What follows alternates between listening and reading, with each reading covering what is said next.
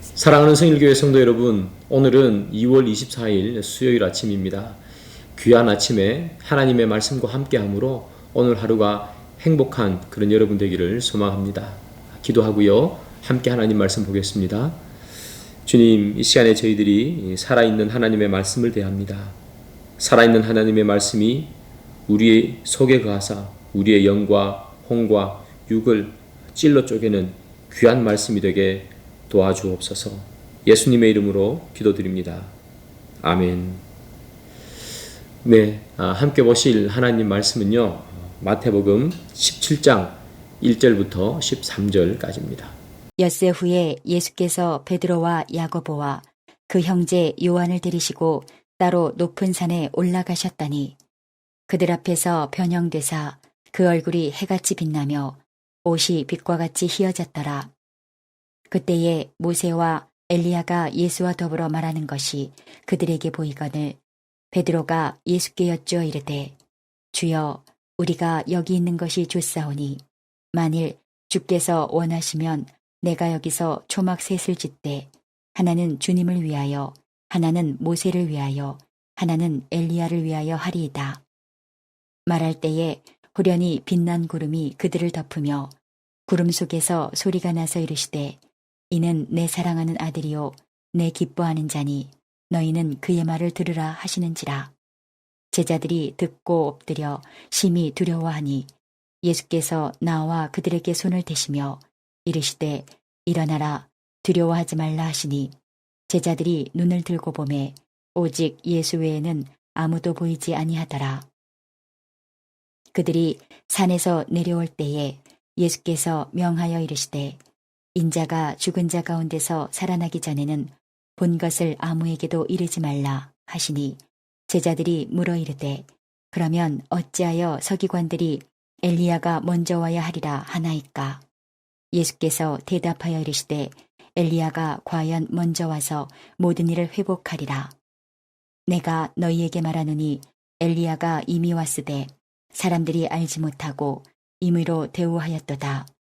인자도 이와 같이 그들에게 고난을 받으리라 하시니 그제서야 제자들이 예수께서 말씀하신 것이 세례 요한인 줄을 깨달으니라. 네, 오늘 본문은요, 엿새 후에라는 말로 오늘 본문이 시작하죠. 엿새 후에라는 말로 시작하는 걸 보니까 엿새 전에 무슨 일이 있었는지 우리가 알아야 할 것 같습니다. 엿새 전에 어떤 일이 있었는지 알아야 오늘 본문을 정확하게 해석할 수 있기 때문이죠. 그렇다면 엿새 전에는 어떤 일이 있었을까요?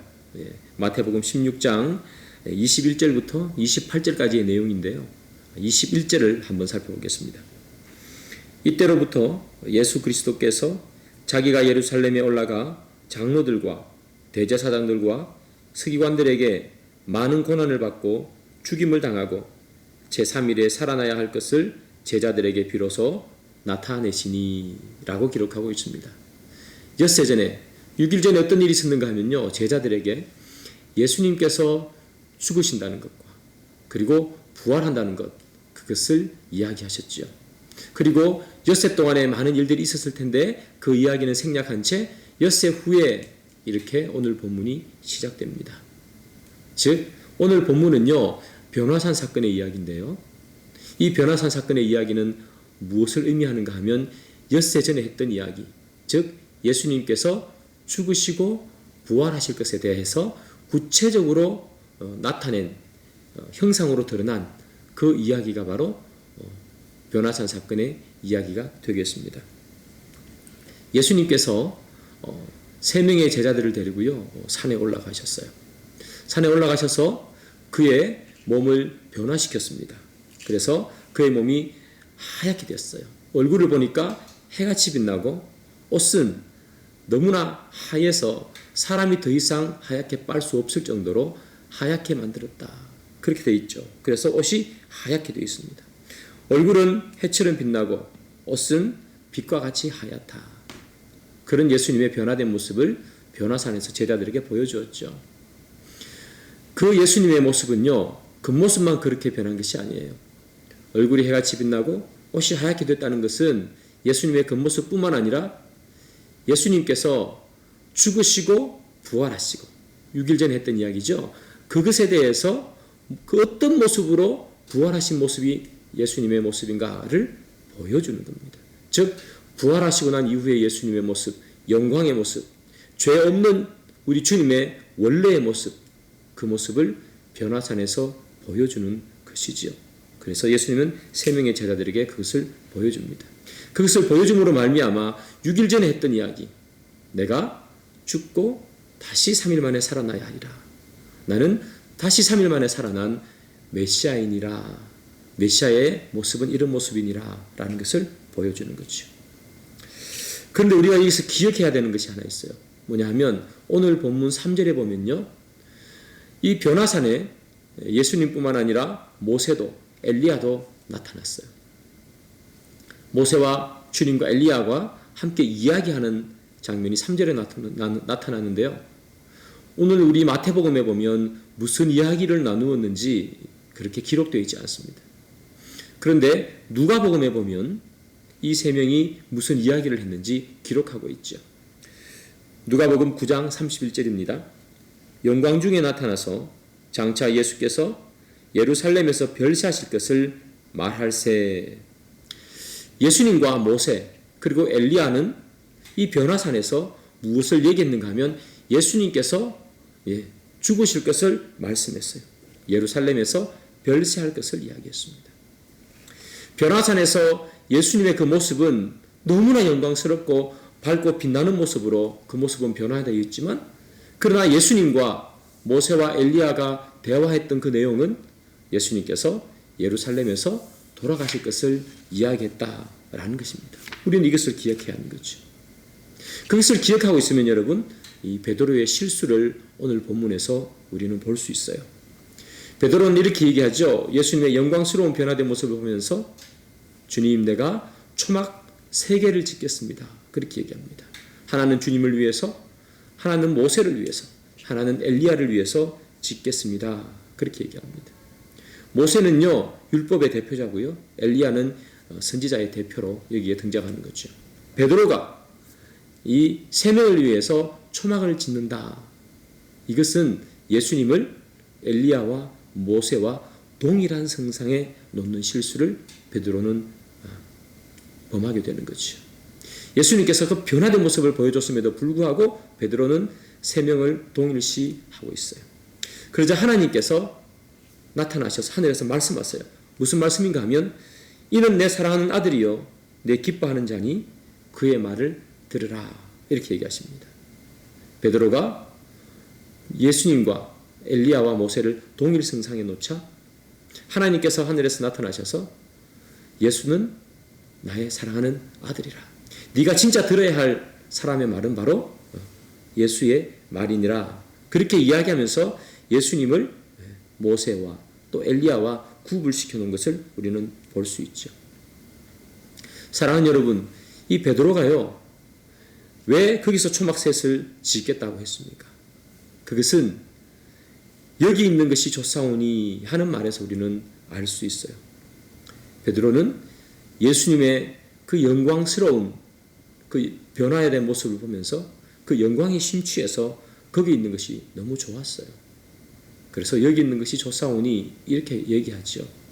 그런데 사실 그 변화산상에서 예수님은 그렇게 변화된 모습을 보였지만 예수님과 모세와 엘리야의 대화는 예수님의 죽으심을 이야기하고 있는 거죠. 즉 다시 말하면 그 영광스러운 모습은 죽음 이후에 나오는 모습인 거예요. 예수님께서 별세하시고 그 후에 영광스러운 모습이 나오는 거죠. 베드로가 기억해야 하는 것은 영광스러운 모습뿐만 아니라 예수님께서 죽으셨다는 사실, 모세와 엘리야와 주님이 이야기했던 그 죽으셔야 한다는 그 사실을 기억했어야 하고, 엿새 전에 예수님께서 하셨던 말씀, 내가 죽고 3일 만에 부활하겠다 할 때 그 죽고가 먼저 있었다는 사실을 모세는 기억해야 했는데, 모세는 예수의 죽음을 먼저 기억하기보다 변화산에서의 영광만 바라보고 예수님의 영광스러운 모습만 보고 있는 거죠. 우리는 여러분 이 베드로와 같은 실수를 가끔씩 합니다. 뭐냐 하면 영광스러운 모습만 바라보고 예수님의 고난과 예수님의 죽으심을 자꾸 잊어버리는 거죠. 예수님의 고난과 죽음이 없으면 변화산의 그 멋진 변화된 모습은 없는 거예요.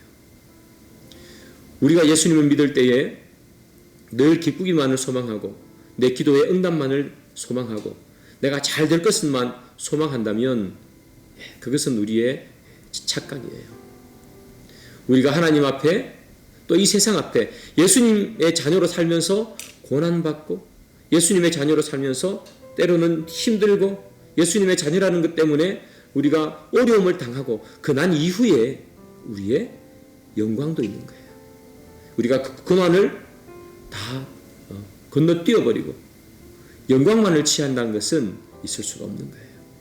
사랑하는 여러분, 오늘 하루 우리는 세상에서 살지만 그러나 세상에서 내 마음, 내 뜻대로 다 되지 않고요.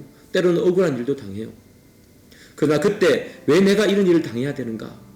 화내거나 짜증내는 것이 아니라 내가 영광을 받기 위해서 주님의 제자가 되기 위해서 하나님의 자녀가 되기 위해서 고난이 먼저 있어야 되는구나. 그것을 꼭 기억하시는 그런 저와 여러분 되기를 주님의 이름으로 축복합니다. 기도하겠습니다. 주님, No cross, no crown이라고 했습니다. 십자가 없이 면류관은 없습니다. 주님, 저희들이 영광만, 기쁨만, 기도의 응답만 바라보는 인생이 아니라 예수님 때문에 때로는 힘들고 어려움을 당한 일들 또한 우리가 맞이할 수 있다는 것 기억하며 그 어려움과 고난을 통해서만이 주님께서 주시는 영광도 받을 수 있다는 것 기억하는 저희들이 될 수 있도록 인도해 주옵소서. 예수님의 이름으로 기도드립니다. 아멘. 네, 계속해서 기도하시고요. 또 하나님 말씀 더 깊이 묵상하시는 여러분 되기를 소망합니다.